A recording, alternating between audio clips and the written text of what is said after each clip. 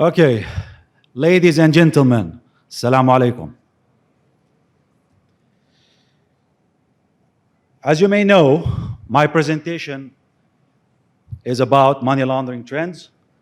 However, we decided to focus only on one area, which is the most controversial area in money laundering.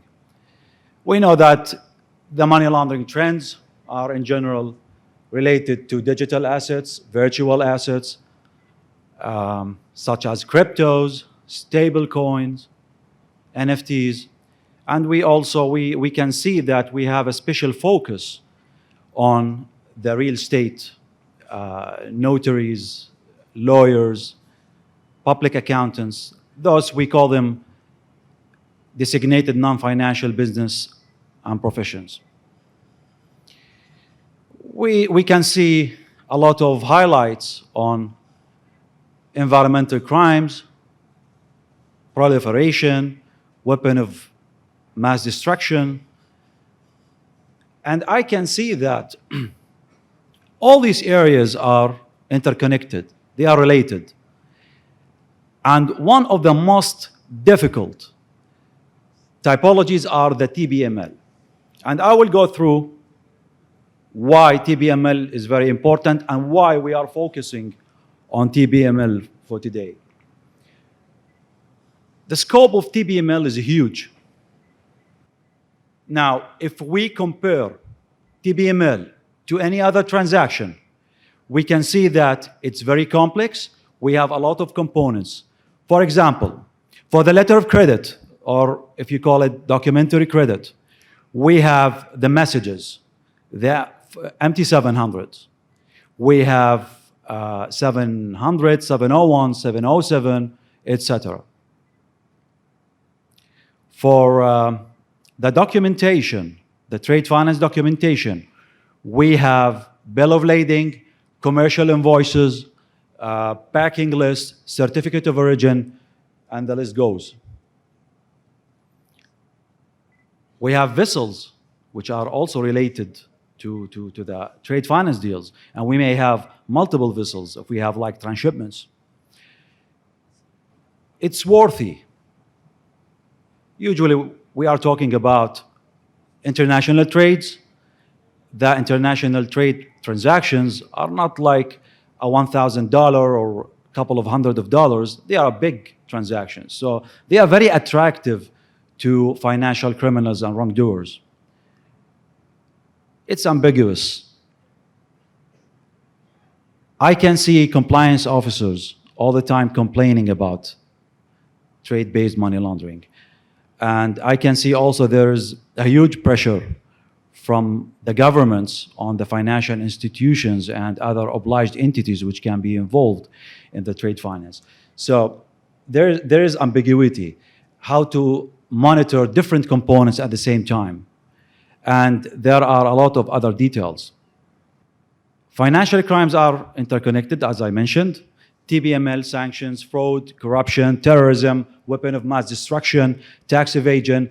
Unfortunately, I don't have time to explain how they are interconnected, but I will be highlighting the relationship, like in a very simple words, between TBML and environmental crimes, proliferation, financing. Those usually are using trade finance deals to export and import those goods. We are talking about illegal wildlife trafficking. We are talking about the goods that can be used in terrorism or weapon of mass destruction and any other terrorist acts.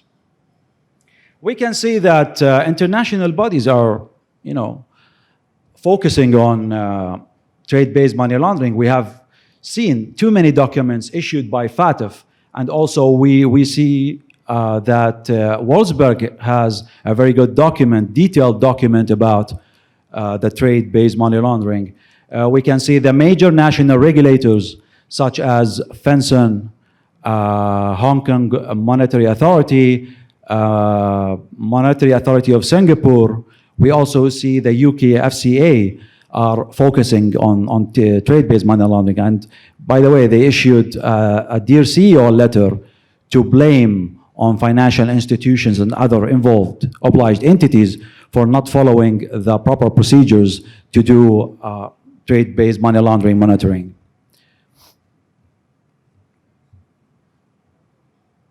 I want to talk about trade-based money laundering in Pakistan now. We know that State Bank of Pakistan has issued a regulatory framework for trade-based money laundering in October 2019. And this is as a reform, a legal reform. We can see, if we look at those regulations, we can see, for example, circular number 4, if I'm not mistaken, it's talking about the price verification and tracking. And this is, by the way, the most difficult thing. Most of the financial institutions are struggling to verify the prices. How would you verify a price? Now, for example, I will take one simple example, your car. You know how many parts on average a car can have? Not less than 30,000 parts. And each car has a brand. And each car has a model year. So the prices will be, varying from one car to another. You can imagine. This is one item. So there is no comprehensive list that has all these details and prices and to be updated and accurate. So I will be talking about the pricing in a later slide. We heard that there was a TBML case in Pakistan a few months ago, I think in July, if I'm not mistaken. It involves financial fraud between China and Pakistan, and there was some sort of exchanges involved, and it was investigated by the Customs Intelligence and Investigation of Karachi. So we can see that there are enforcements. Pakistan is a vital part of global economy, of course. It's a big country. We have I think more than 230 million population. The GDP is 350 billion US dollars. And the export and imports, which are mainly international trade, is 100 billion US dollars. It is 28 for exports, 72 for imports. So it's a huge economy. You can imagine you have a 100 billion worth of international trade. This needs to be controlled. Pakistan was grey-listed by FATF, like many other countries, including my country.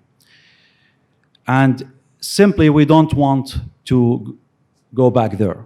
We need to pay attention to those kind of transactions, especially for the trade-based money laundering. It involves a lot of other crimes, like terrorism, weapon of mass destruction, corruption, tax evasion, and these kind of crimes. Yes.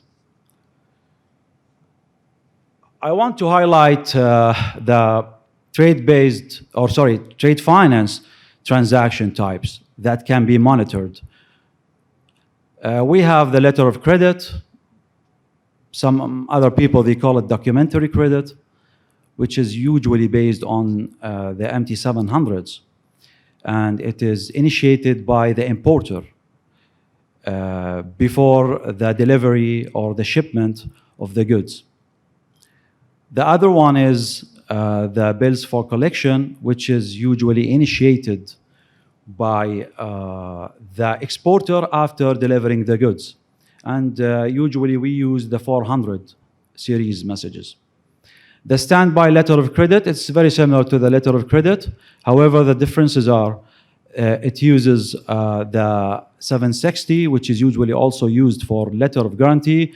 And this is actually not for use. It is just to protect your rights as an importer and exporter, and can be initiated by both of them. All these transactions need to be monitored. We also have the open account trade, but usually banks, they don't have access to the documentation and the transactions between the buyer and seller. Only they have the settlement payments, so it will be very limited for the bank to do a proper monitoring other than the normal AML and sanction screening monitoring.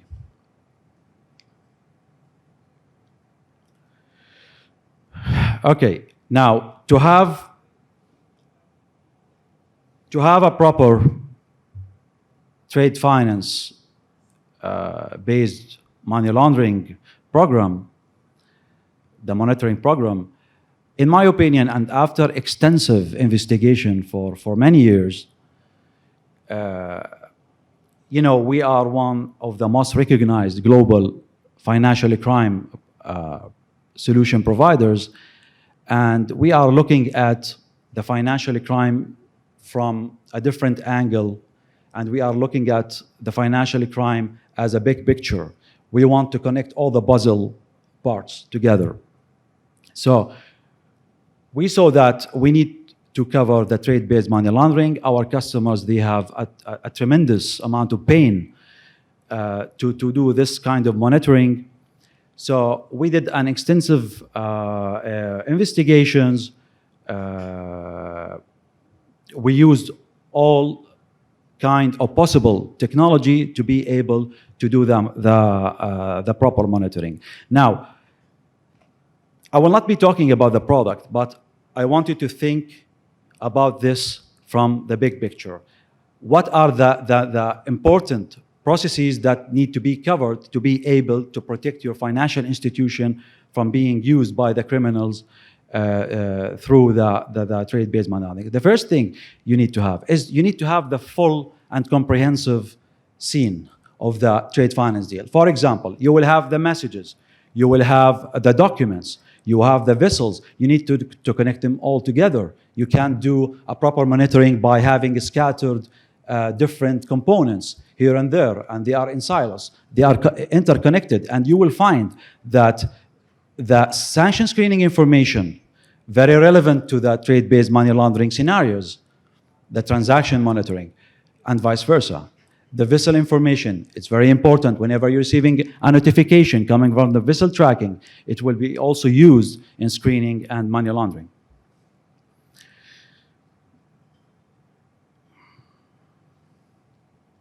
The next one is how you will be getting the vessel information, how you will be identifying the related vessel, how you will be able to screen all the documents. Usually you will be receiving those documents maybe in soft copy or hard copy in a PDF file, for example. So how would you do that in an accurate way? So it's very important to have a document digitization where you ingest all these related documents, which are usually unstructured, and they contain a very important information. So you will be having this document digitization. You will be extracting those necessary data for screening, for money laundering, monitoring. And it's very important to have an AI and NLP powered digitization because the accuracy level matters. Okay, now the other part, the vessel tracking. You can do a proper TBML monitoring without you tracking the vessels, screening the vessels, monitoring those vessels. So you can do the vessel tracking sometimes, you know, you do some verifications manually, but this would be hectic, especially if you have a large volume of trade finance transactions. And also, as I mentioned before, you can't link it to the other components. So here, the integration is very important. You will be receiving the vessel basic information. Usually, you will be receiving the vessel name in the bill of lading. So you will be extracting this vessel name by the document digitization. and you will retrieve all the necessary information from the vessel tracking services. You will have the vessel IMO number, which is the unique number, the unique identification of the vessel. And also you will be having the flag, the nationality, the ultimate beneficial owners structure, everything necessary to be able to do a proper screening. You will be also receiving notifications whenever the vessel is visiting any port or city. You will know that it's visiting this port, this city, and you need to screen those vessels and, ports and cities, and we'll be talking about it. And sometimes you will have those dark activity, turning the transponders off, and these are usually risk indicators.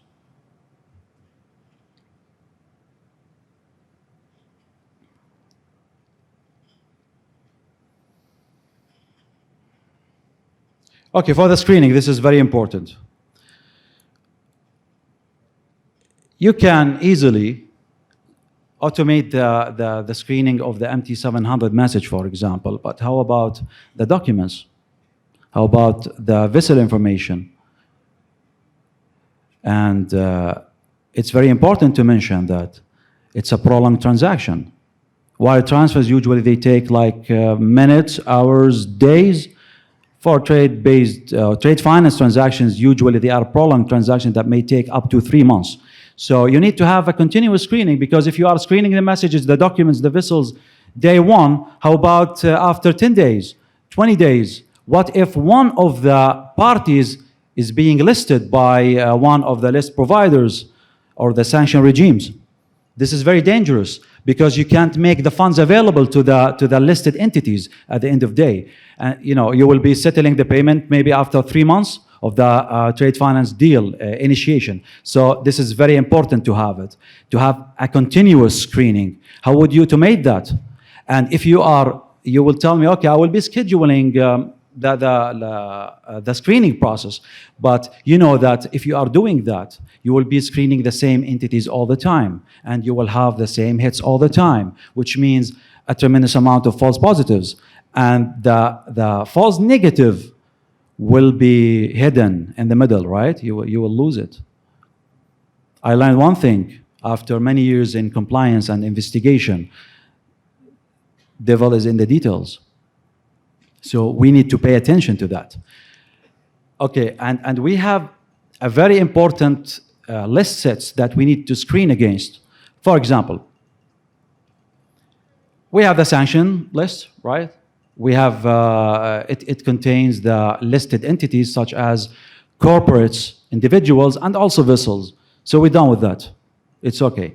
So how about the next step?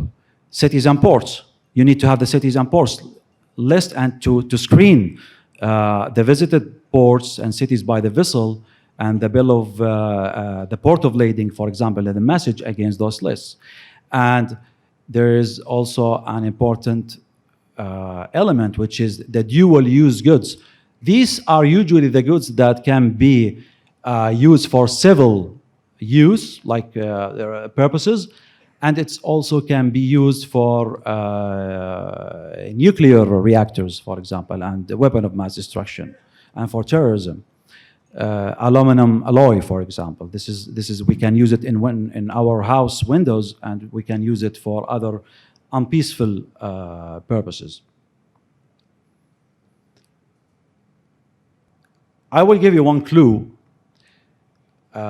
What we are doing is we will be only screening against the Delta file. So whenever we have a list update, we will bring the Delta file, and we will be screening against this Delta file. So we will be avoiding those false positives, the high rate of false positives.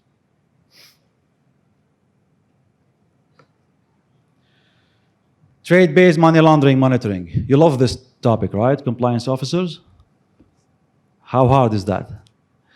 Okay, we have a lot of red flags and risk indicators mandated by the international bodies and national regulators.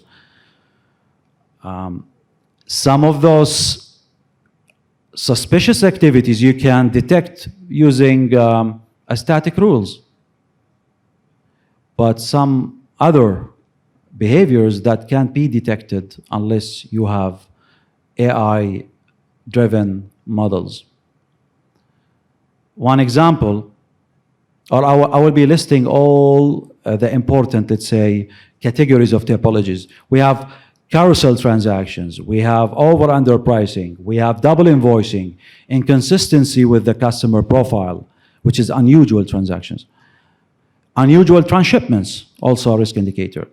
I will be focusing on over-under pricing. This is the most controversial issue in the TBML. How would you do the monitoring? How would you tell if this specific good is not overpriced or underpriced for money laundering purposes? So we thought about it, to be honest, and we did a huge investigation. How would we do that? We looked at the list providers at the market, and honestly, the price lists are inaccurate, insufficient, and this will affect our business, and we will be having a lot of false positives, and we will be missing a lot of false negatives, right? So we developed AI models to be able to detect those unusual prices. There are a lot of details. Unfortunately, I can't talk about them now because we are limited in time. Now, all these detections, alerts, notifications coming from the screening process, from the money laundering monitoring, from vessel tracking, from document digitization, they need to be bundled. They need to be together, grouped together, so you will have like 360 view over the transaction, so you can be in a better position for investigation as an investigator. Compliance officers are investigators. You will also need to do the regulatory reporting. And it is very impressive that Pakistan has joined this TBML platform for regulatory reporting, which was mentioned by Lubna. And I would love to talk about this topic. This is my presentation. I wish I had more time to talk about it. It's a very huge topic.